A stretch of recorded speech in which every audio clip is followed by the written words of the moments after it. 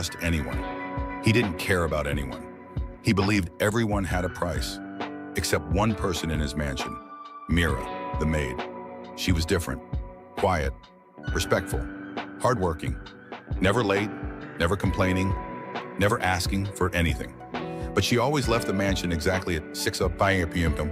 Never a minute more, never less. Every time Alexander saw her hurry out the gate, he wondered, why is she always in a rush? Where does she go?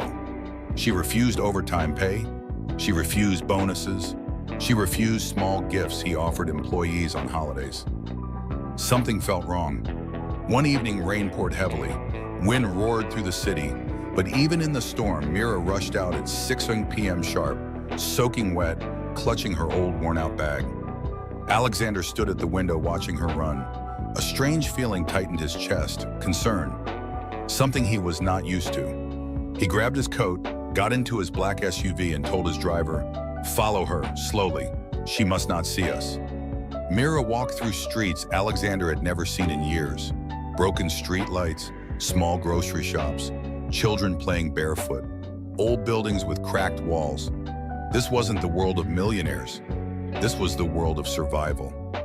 After 20 minutes, she entered a small, damaged apartment building. Alexander felt confusion rise. She lives here? But why? I pay her enough to afford better. He stepped out of the car, ignoring the rain, and followed her quietly to the second floor. The door to her apartment was slightly open. Inside, he heard coughing, a child's coughing.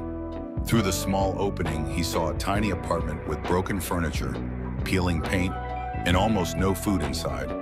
On a small bed lay a little boy, about 6 years old, coughing painfully.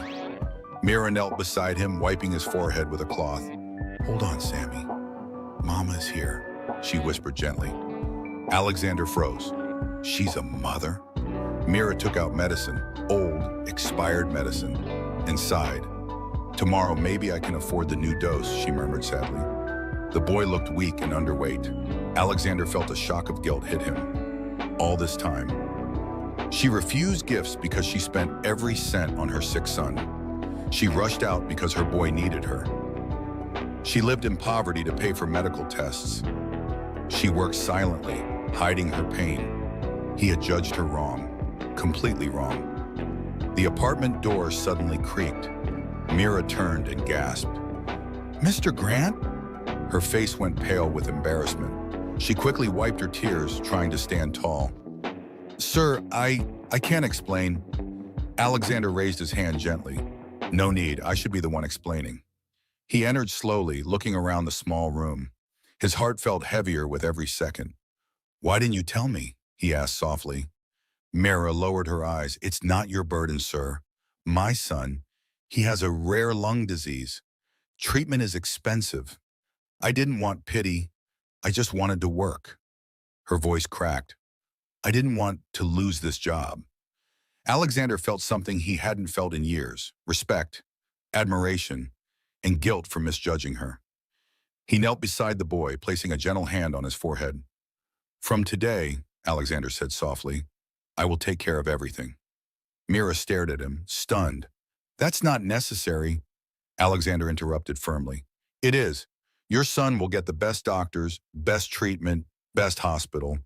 No arguments." Tears filled Mira's eyes. Why would you help us?"